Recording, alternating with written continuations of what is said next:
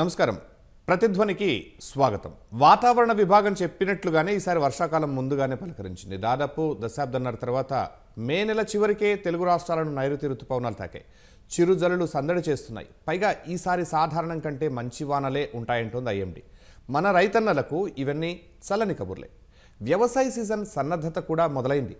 అయితే సాగు విజయానికి కీలకమైన అసలు అంశాల్లో ప్రభుత్వాల నుంచి ఎలాంటి సహకారం లభించాలి, సేద్య ప్రణాళికలు, విత్తనాలు, నీటి వసతి, గిట్టుబాటు ధరలకు సంబంధించిన అన్నదాతలకు అండగా నిలిచేందుకు ఉభయ రాష్ట్రాల ప్రభుత్వాలు తీసుకోవాల్సిన చర్యలేమిటి, యాంత్రీకరణ, ధరల స్థిరీకరణ వంటి వాటిని మరింత మెరుగ్గా ఎలా తీర్చిదిద్దొచ్చు, ఇదే అంశంపై నేటి ప్రతిధ్వని చర్చలో పాల్గొంటున్న వారు ప్రొఫెసర్ జలపతిరావు గారు, ప్రముఖ వ్యవసాయ శాస్త్రవేత్త, హైదరాబాద్ నుంచి, అలాగే ప్రొఫెసర్ అల్దాస్ జానయ్య గారు, జయశంకర్ వ్యవసాయ వర్సిటీ వీసీ, ప్రముఖ వ్యవసాయ ఆర్థికవేత్త, హైదరాబాద్ నుంచి. ముందుగా జానయ్య గారు, ఉభయ తెలుగు రాష్ట్రాలకు కీలకమైన ఖరీఫ్ సీజన్లో గత ఏడాది చూస్తే నాసిరకం, కల్తీ విత్తనాలు మొదలు ధర లేమి వరకు అనేక సమస్యలు చూసాం. వాటి నుంచి పాఠాలు నేర్చుకున్నట్లేనా? తప్పకుండా ప్రతి సీజన్కు ముందు ఈ నకిలీ విత్తనాలు, నకిలీ విత్తన కంపెనీలు, వాటి డిస్ట్రిబ్యూషను, ఇవన్నీ ఉభయ రాష్ట్రాలలో మనం గతంలో కూడా చూసాం, ఇప్పుడు కూడా అడపాదడపా చూస్తున్నాం. ఎంత కఠినంగా ప్రభుత్వాలు చర్యలు తీసుకున్నప్పటికీ వీటికి ఒక పటిష్టమైన చట్టం లేకపోవటం, శిక్షించడానికి కావలసినంత ఒక వ్యవస్థ, న్యాయపరమైన ఒక ప్రొవిజన్స్ లేకపోవటం, ఒక చట్టం అనేది, ఒక విత్తనం అంటే ఆధునికమైన ఇలాంటి పరిస్థితులను అది వచ్చినప్పుడు ఇలాంటి నేరాలకు పాల్పడ్డ వాళ్ళను శిక్షించడానికి కానీ, ఇలాంటి కల్తీ విత్తనం వాడినప్పుడు రైతులకు నష్టపోయినప్పుడు ఇచ్చే కంపెన్సేషన్ విషయంలో కానీ ఒక సమగ్రమైన చట్టం లేకపోవటం దీనికి ఒక ప్రధాన కారణంగా మనం పరిగణించవచ్చు. అందుకని ఈ విత్తనం విషయంలో నకిలీలు ఇవన్నీ సాధారణం అయిపోయినాయి. దీన్ని దృష్టిలో పెట్టుకొని తెలంగాణ రాష్ట్ర ప్రభుత్వం అతి త్వరలో సమగ్ర విత్తన చట్టం తేవాలని నిర్ణయించి ఒక కమిటీని కూడా వేయడం జరిగింది అధికారులతోని. అందులో మా విశ్వవిద్యాలయం నుంచి కూడా ఒక శాస్త్రవేత్త, డైరెక్టర్ సీట్స్ కూడా సభ్యులుగా. సో ఇది ప్రభుత్వం తరఫున ఈ చట్టపరమైన అంశాలను సరిచేస్తూ ఇలాంటి నేరాలు పడ్డప్పుడు నేరాలకు పాల్పడ్డ వ్యక్తులపై కానీ సంస్థల మీద ఎలాంటి చర్యలు ఒకటి. రెండవది ఏంటంటే, ఈ సీజన్ మొదలైనప్పుడు మరొకటి ఏంటంటే, ఈ ఎరువులను మనం పొజిషన్ చేసుకోవటం. సాధారణంగా తెలంగాణలో 6 నుంచి 7 లక్షల మెట్రిక్ టన్నుల యూరియా అవసరం ఉంటుంది. అదేవిధంగా వివిధ ఫెర్టిలైజర్స్ అంతా కలిపితే మనకు దాదాపు 18 నుంచి 20 లక్షల మెట్రిక్ టన్నులు అవసరం ఉంటాయి, అన్ని ఎరువులు కలిపి. అది ఇప్పటి నుంచే దాన్ని చేసుకోవటం, అది కూడా కార్యక్రమం ఈసారి 2 వారాల ముందు వచ్చాయి కాబట్టి వర్షాలు, సో బహుశా ముందు కూడా మరి ఈ వర్షాలు ఎలా ఉంటాయో తెలియదు. సాధారణంగా మనం ట్రెండ్ చూస్తే ఎర్లీ మాన్సూన్స్ అంటే ఇలాంటి పరిస్థితులలో మరి జూన్ జూలైలో రావాలి, అసలు మాన్సూన్స్ రావాల్సిన టైం కంటే ముందుకు వచ్చాయి. మరి ఐఎండీ వాళ్ళు కూడా ఇప్పటికి క్లారిటీ ఇస్తలేరు. ఈ వర్షాలు ఈ మే చివరిలో, జూన్ ఫస్ట్ వీక్లో వచ్చి ఆగిపోతాయా, లేకుంటే ఇవి అసలు రావాల్సిన టైంలో వస్తాయా? పర్టికులర్గా మనకు వర్షాలు అతి ముఖ్యమైన సమయము జూన్ 15 నుంచి జూలై ఎండింగ్ వరకు చాలా ముఖ్యం. అన్ని వ్యవసాయానికే అది కీలకం. పంటలకు కావచ్చు, చెరువులు నిండడానికి కావచ్చు, సాయిల్లో గ్రౌండ్ వాటర్ పెరగడానికి కావచ్చు, అన్ని రకాలుగా. మరి ఆ టైం ఎలా ఉంటుందో మనకి ఇప్పటికి తెలియదు. అది కూడా బాగుంటుందని మనం ఆశిద్దాం. ఈసారి ఐఎండీ అయితే చెప్తున్నది ఓవరాల్గా రెయిన్ఫాల్ బాగుంటుందని చెప్తున్నారు. సో ఈసారి ఎర్లీగా వచ్చేది కాబట్టి డెఫినెట్గా విత్తనాలు కూడా ఎర్లీగా వేసుకుంటారు కాబట్టి ఈ ఫెర్టిలైజర్ రిక్వైర్మెంట్ కూడా ఎర్లీగానే ఉంటుంది. ఇక మూడవది ఏంటంటే, సాయిల్ టెస్టింగ్ అనేది ఎక్కువ ప్రాంతాల్లో అనుకున్న స్థాయిలో జరగలేదు. ఇది బహుశా ఈ జనరల్గా ఈ మే చివర, జూన్ ఫస్ట్ వీక్లో ఇలాంటి ఈ మ్యాసివ్ సాయిల్ టెస్టింగ్, భూసార పరీక్షలు చేసుకునే టైం ఉంటుంది. ఈసారి ఆ అవకాశం పెద్దగా రైతుకు ఆ గ్యాప్ రాలేదు వర్షాలు ఎర్లీగా రావటం వల్ల. అది కొంతవరకు మనకు ఎరువుల వాడకంపై అది కొంచెం ప్రభావం ఉండే అవకాశం ఉంది.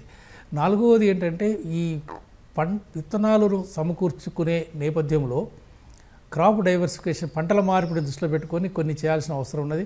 ఎందుకంటే ఇప్పుడు తెలంగాణలో కానీ ఈవెన్ మన ఉమ్మడి తెలుగు రాష్ట్రాలలో ఇప్పటికీ వరి తర్వాత పత్తి, అక్కడక్కడ మొక్కజొన్న ఇప్పుడు.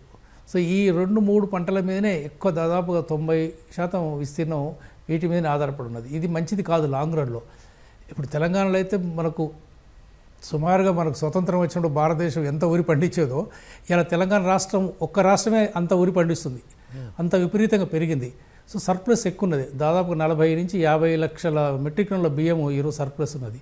బట్ ఇంపార్టెంట్ క్రాపు చాలా గణనీయంగా పెరిగింది. సో మార్కెట్ అవుట్ సైడ్ కూడా మనం ఎగుమతులకు కూడా అవకాశాలు కూడా ఇప్పుడు మనం వెతుక్కుంటున్నాం. సో ఈవెన్ ఆంధ్రప్రదేశ్లో మనకు దాదాపు సెల్ఫ్ సఫిషియన్సీ ఉన్నప్పటికీ పీడిఎస్ రైస్ ఇస్తున్నప్పటికీ అది రీసైక్లింగ్ అవుతుందని మనం పదే పదే మనకు అక్కడ ఉప ముఖ్యమంత్రి గారు పవన్ కళ్యాణ్ గారు డైరెక్ట్గా కాకినాడ పోర్టుకు పోయి కూడా రెడీ హ్యాండెడ్గా పట్టుకున్నారు. పీడిఎస్ రైస్ ఎగుమతి అవుతుంది, రీసైకిల్ అవుతుందని. సో ఈ పంటల ఉత్పత్తులు పెరిగినాయి, కానీ ఉత్పత్తి ఫలితాలు అనుకున్న స్థాయిలో రైతుకు అందకపోవడానికి మరొక కారణం ఏంటంటే మద్దతు ధరలు, లేదంటే ప్రభుత్వం ఇచ్చే మద్దతు ధర ఒకటి అందాలి.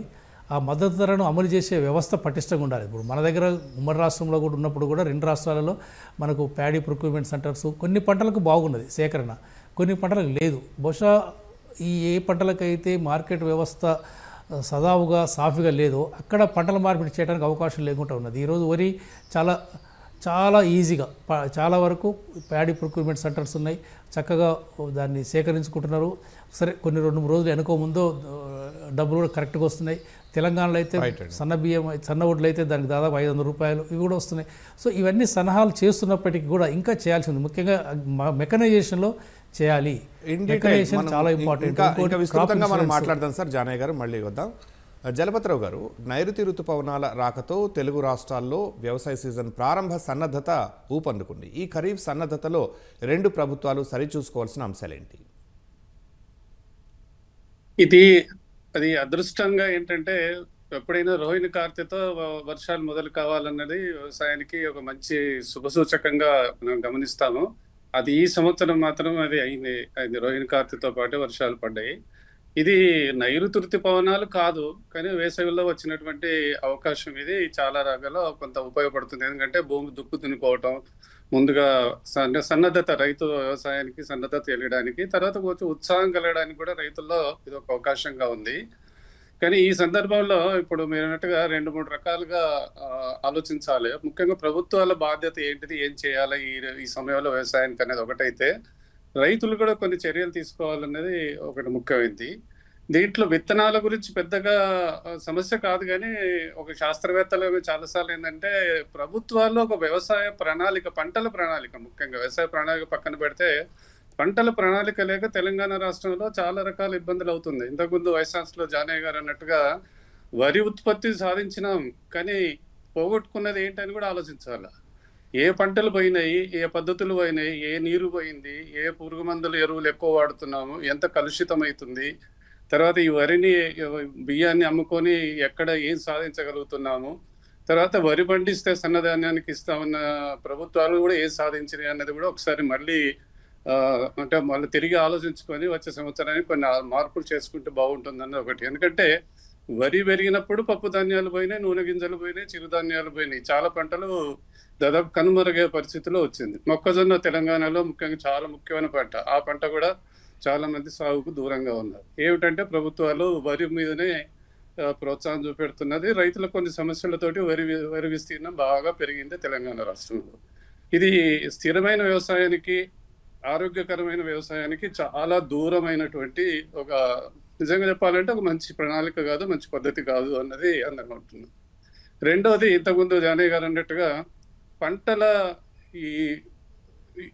అంటే ఈ క్రాప్ ఇన్సూరెన్స్, పంటల బీమా పథకమే లేదు అప్పటి నుంచి ప్రధానికి. ఆ రాష్ట్ర ప్రభుత్వాల మధ్య ఉన్న భేదాభిప్రాయాలు ప్రజల మీద, రైతుల మీద రుద్దద్దు కదా.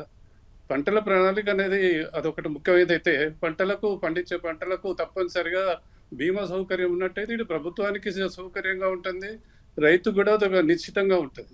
రైతుల చూస్తుంటే కౌలు రైతులు చాలా మంది ఉన్నారు.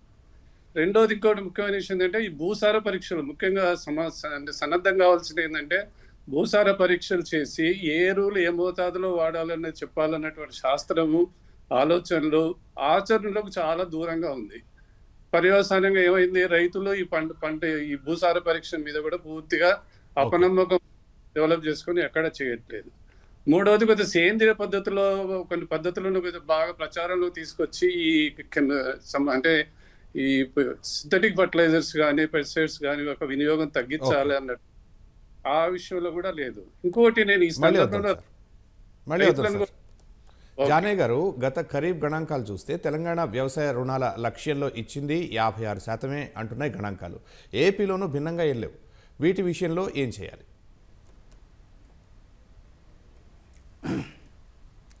గత సంవత్సరం మీరు చెప్పినట్టుగా క్యాష్ ఫ్లో అంటే మన క్రాప్ లోన్ రూపంలో రైతుల చేతికి వెళ్ళింది మాత్రము కొంత తక్కువ. కానీ ఈ సంవత్సరం ఎక్కువ వెళ్తుంది. ఎందుకంటే గత సంవత్సరం ఎక్కువ ఈ అవుట్ స్టాండింగ్ లోన్స్ ఉండడం వల్ల చాలామంది రైతులకు అర్హత లేకుండా పోయింది పంట రుణాలు తీసుకోవడానికి. బట్ ఎప్పుడైతే తెలంగాణ ప్రభుత్వం ఈ సంవత్సరం దాదాపుగా 22,000 కోట్లు 23 లక్షల మంది రైతులను ఈ రుణముక్తి చేశారో 2 లక్షల వరకు, దానివల్ల ఈరోజు చాలామంది ఈ దాదాపు 20 లక్షల కుటుంబాలకు పైగా వీళ్ళకు రుణం దొరికే అవకాశం ఉంటుంది. ఈ సంవత్సరం గత సంవత్సరంతో పోలిస్తే ఖరీఫ్లో రుణం సౌకర్యం దాదాపు రెట్టింపు అయ్యే అవకాశం ఉంటుంది. కాబట్టి అది గత సంవత్సరం మాత్రం మీరు చెప్పింది వాస్తవం. కానీ ఈ సంవత్సరం అలాంటి సమస్య ఉండదు. ఎందుకంటే చాలామంది లక్షలాది మంది రైతు కుటుంబాలు రుణవిముక్తి జరిగేది కాబట్టి ఇంకా కొంతమంది కావాలి, అది ప్రాసెస్లో ఉన్నది. కానీ ఈ యాజ్ ఆన్ టుడే అయితే ప్రభుత్వ లెక్కల ప్రకారమే దాదాపుగా 23 లక్షల కుటుంబాలు రైతు కుటుంబాలు ఈ రుణమాఫీ జరగటం వల్ల రుణవిముక్తి పొందారు. కాబట్టి సో ఈ సంవత్సరంలో రుణం అనేది డెఫినెట్గా అనుకున్న స్థాయి కంటే దాదాపు రెట్టింపు దొరికే అవకాశం కూడా ఉంటుంది ఈ సంవత్సరం. సో ఆ ప్రాసెస్లో కూడా ఈసారి చాలామంది రైతులు బ్యాంకుల చుట్టూ తిరగటం, బ్యాంకులు కూడా ఈసారి లిబరల్గా ఇస్తారు. ఎందుకంటే వాళ్ళకు ఇప్పుడు రుణం లేదు, 2 లక్షల వరకు ఆల్రెడీ గవర్నమెంట్ క్లియర్ చేసింది. కాబట్టి ఇప్పుడు వాళ్ళకి హ్యాపీగా పిలిచి మీ స్కేల్ ఆఫ్ ఫైనాన్స్ ప్రకారము వాళ్ళకి అంత అర్హత ఉందో అంత రుణాలు చాలా లిబరల్గా ఇస్తున్నారు ఈ సంవత్సరం. ఆ సమస్య ఈసారి లేదు. రైట్. జలపతిరావు గారు, మిగిలిన రంగాల్లోనే వ్యవసాయంలోనూ ఎన్నో మార్పులు వస్తున్నాయి. సేంద్రియ సాగు యాంత్రీకరణ ప్రాధాన్యత పెరుగుతోంది. అందుకు తగిన రీతిలో మనం సన్నద్ధమవుతున్నామా? నిజంగా చెప్పాలంటే ప్రభుత్వం నుంచి ఎంతైతే చొరవ చూపెట్టి మార్పులకు అంటే రైతుకు సహకారిగా ఉండాలో అది చాలా కొంచెం దూరంగా ఉందని చెప్పక తప్పదు. ముఖ్యంగా ఏంటంటే గ్రామాలలో పూర్తిగా కూలీల సమస్య ఎక్కువైపోయి చాలా పంటలు పద్ధతులు మారిపోయినాయి, అందరం గమనిస్తున్నాం. కొన్ని పంటలు సాగు చేయాలంటే ఇది కూలీలు లేరు, యంత్రాలు లేవని ఆ పంటలు సాగు వైపు వెళ్ళట్లేదు అన్నది ఒకటి. కాబట్టి ఈ అంశం మీద తప్పనిసరిగా అందరూ ఆలోచించవలసింది ఏంటంటే ఆ పంటల సాగు కావాల్సినటువంటి యాంత్రీకరణ ఏ విధంగా తీసుకురావాలన్నది ఒకటైతే, ఆ పంటలకు మద్దతు ధర పెంచి ఇవ్వటం అనేది, రైతు పండించే పంటకు సరి అయిన పంటలకు అంటే సరి అయినటువంటి పంటల విస్తీర్ణం పెరగాలన్నట్టయితే ఆ పంటలకు ప్రాముఖ్యత ఇచ్చి దానికి సంబంధించినటువంటి అన్ని వసతులు ముఖ్యంగా యాంత్రీకరణ కావచ్చు, సపోర్ట్ ప్రైస్ కాబట్టి ఇచ్చినట్టయితే ఆ పంటల విస్తీర్ణం పెరుగుతుంది. దానివల్ల ప్రజల ఆరోగ్యం, భూ ఆరోగ్యం, భూ సమస్యలు అన్నీ కొన్ని వరకు తగ్గడానికి అవకాశం ఉంది. రెండోది ఇంతకుముందు ఉన్నట్టుగా సేంద్రియం ఉన్నప్పుడు నిజంగా చెప్పాలంటే ఒక శాస్త్రవేత్తగా బాధపడవలసింది ఏంటంటే సేంద్రియం అనేది ఏదో కేంద్ర ప్రభుత్వం ఏదో పథకం పెట్టి కొంత ట్రైనింగ్ ఇవ్వండి అన్నారు, కానీ రాష్ట్ర ప్రభుత్వాలు ఈ అంశం మీద అసలు ఏమాత్రం ఆలోచన లేదు. భూ సమస్య కానీ ప్రజల ఆరోగ్యం మీద కానీ ఎలాంటి కార్యక్రమాలు. బయో కంట్రోల్ ల్యాబ్స్ అని ఎప్పటి నుంచో 95లో సమస్య వచ్చినప్పుడు స్టార్ట్ చేయించినాము. అవి పరిస్థితి ఎలా ఉందంటే పూర్తిగా డోర్ తీసేటువంటి పరిస్థితి కూడా లేదు. అంటే రైతుకు ఈ సేంద్రియం సంబంధించినటువంటి సహాయం అటు కేంద్రం కానీ రాష్ట్ర ప్రభుత్వాలు కానీ ఎలాంటి ఇవ్వట్లేదు, ఎలాంటి చొరవలేదు. దీనికి సంబంధించినటువంటి ఎన్నో ఇన్స్టిట్యూషన్స్ ఉన్నా రైతుకు మాత్రం లేదు. కాబట్టి సేంద్రియ వ్యవసాయం ఎక్కడన్నా సాగుతుందంటే పద్ధతులు కేవలం రైతుల యొక్క ఇంట్రెస్ట్, వాళ్ళ యొక్క దాన్ని బట్టి అవగాహన కానీ వాళ్ళ ఇంట్రెస్ట్ని బట్టి కొంతవరకు చేయగలుగుతున్నారు. కానీ ఈ ప్రభుత్వం ఈ విషయం మీద కొద్దిగా ఎక్కువ ఆలోచించి సహాయం చేసినట్టయితే తప్పనిసరిగా ఈ క్రిమి సంహారం ముఖ్యంగా ఈ రసాయనాల వాడకం తగ్గుతుంది. దానివల్ల భూ ఆరోగ్యము, భూ సమస్యలు, తర్వాత మనుషుల ఆరోగ్యం బాగుంటుంది అన్నది తప్పనిసరిగా ప్రభుత్వాలు దీన్ని కీలకమైన అంశంగా దృష్టిలో. అలాగే జలపతిరావు గారు, వ్యవసాయ యాంత్రీకరణను ప్రోత్సహించడంలో మన తెలుగు రాష్ట్రాలు ఎక్కడున్నాయి? గణాంకాలు తీసుకున్నట్లయితే యంత్రాల లభ్యత, వినియోగం విషయంలో ఇంకా ఏం చేయొచ్చు? నిజంగా చెప్పాలంటే ఒకప్పుడు మనకు తెలుసు కదా, ఇప్పుడు కంబైన్డ్ గా ఉన్నప్పుడు కలిసి ఉన్నప్పుడు ఏపీ అగ్రో ఇండస్ట్రీస్ అనేది ఒకటి ఉండే, దానివల్ల కొన్ని యంత్రాలు సరఫరా ఉండేది, రైతుకు అందుబాటులో ఉండి భూమి చదును చేయటం కానీ బండ్ చేయటం కానీ ఉండేది.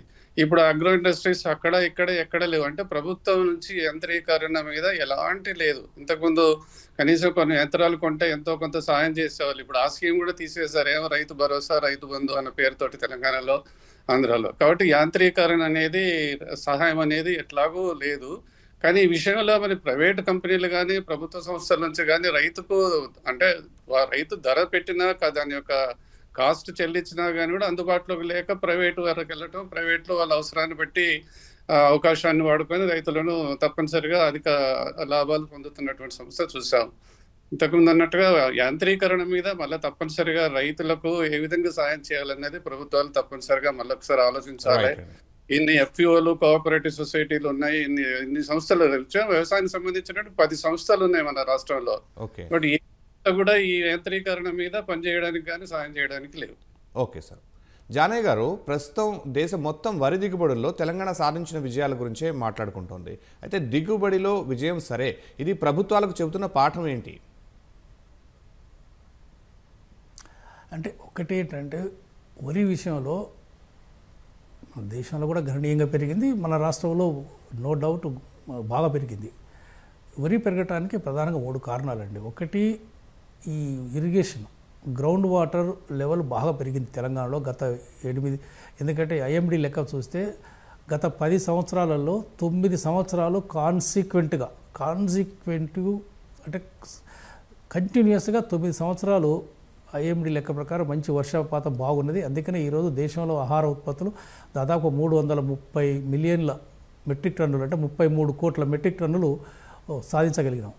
అదే స్థాయిలో మన తెలంగాణలో కూడా బాగా పెరిగినాయి. ఎందుకంటే ఇప్పుడు బోర్ల సంఖ్య పెరిగింది కూడా. ఇప్పుడు తెలంగాణలో 2014లో 16 లక్షల బోర్లు ఉన్నాయి, ఈ 30 లక్షల బోర్లు అయినాయి. సో గ్రౌండ్ వాటర్ పెరగడంతో రైతులు బోర్లు వేయడం కూడా ఎక్కువ వేశారు, ఉన్న బోర్లను కూడా వాడుకోవడం, తీసుకురావటం, చెరువులలో నీళ్లు నిండటం. సో ఈ వాతావరణం అనేది చాలా అనుకూలించింది గత 9-10 సంవత్సరాల నుంచి. ఒకటి. రెండవది, అధిక దిగుబడి వరి రకాలు కూడా మనకు గణనీయంగా అందుబాటులోకి వచ్చినాయి. గతంలో కూడా ఉన్నాయి, ఇంకా కొత్తవి కూడా రావడం జరిగింది.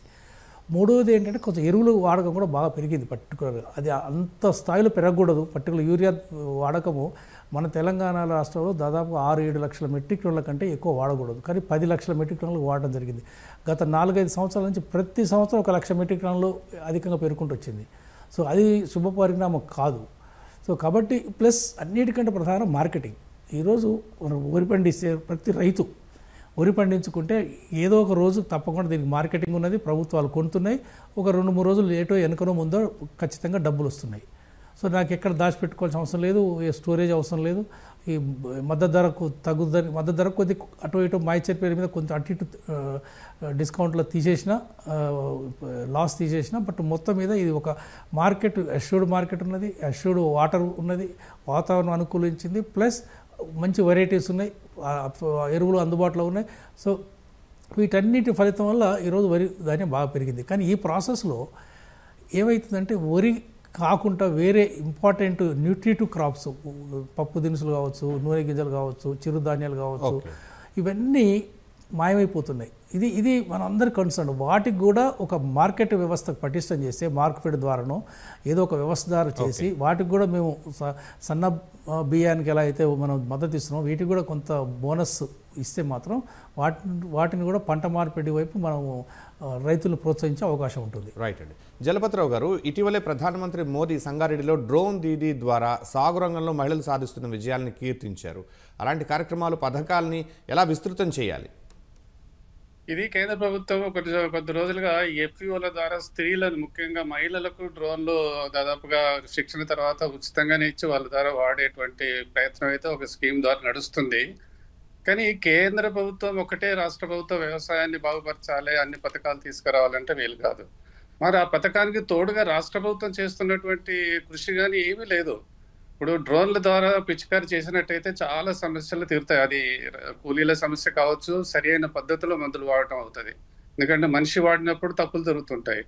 ఒక మెషిన్ సాయం తీసుకొని మనిషి యొక్క ప్రయత్నం చేసినట్టయితే సరి అయిన పద్ధతిలో గుర్తించడం అవుతుంది. తర్వాత డ్రోన్ల ద్వారా ఏ పంటలో ఎలాంటి, కేవలం పుచ్చకారే కాదు, ఏ పంటలో ఎలాంటి సమస్య ఉన్నది, వాటిలో ఒకలా ఏ పోషక పదార్థాల లోపం ఉన్నది, తర్వాత ఏ క్రిమి, ఏ తెగులు పెరుగుతున్నది అన్నది ఆధునిక పరిజ్ఞానం, దాన్ని వాడుకోవడానికి డ్రోన్లు చాలా ఉపయోగపడతాయి.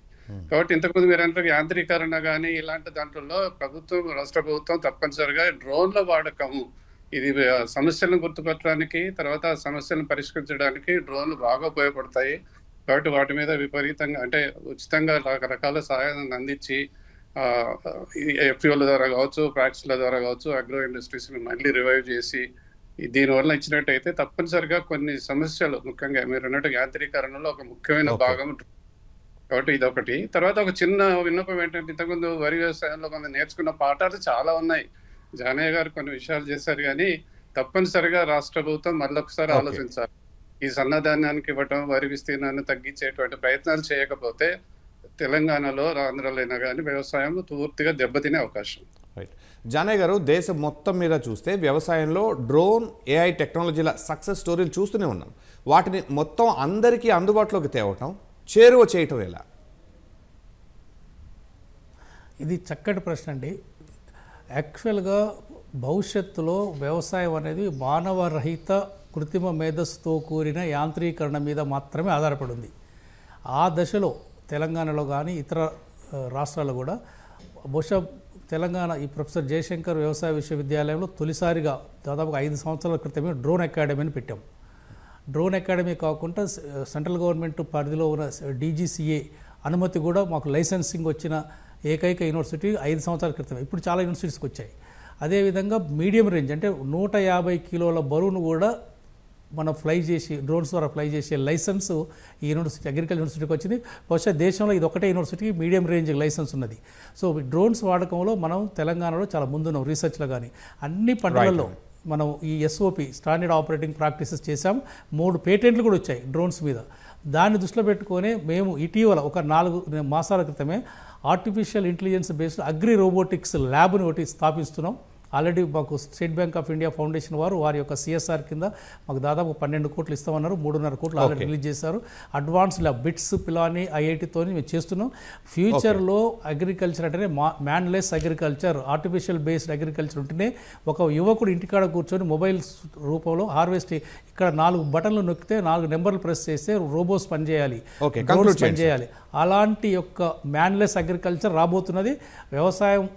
వ్యవసాయం భవిష్యత్తులో ఈ కృత్రిమ మేధతో కూడిన యాంత్రీకరణ ఏదైతే మీకు చెప్పారో రోబోటిక్స్ కావచ్చు, డ్రోన్స్ కావచ్చు, ఇలాంటి రాబోతున్నాయి. రేపు వికసిత్ భారత్ 2047 అంటేనే మానవరహిత వ్యవసాయం వైపు మనకు అన్ని రకాల సాంకేతిక పరిజ్ఞానం వెళ్తున్నాం. అదే దశలో మన విశ్వవిద్యాలయాల్లో కూడా చేస్తున్నాం. అది వస్తుంది, తప్పకుండా రావాలి. అది వస్తేనే వ్యవసాయం భవిష్యత్తులో మనం కాపాడుకోగలిగాం. రైట్. ధన్యవాదాలు జానయ్య గారు, జలపతిరావు గారు. ఇది నేటి ప్రతిధ్వని. నమస్కారం.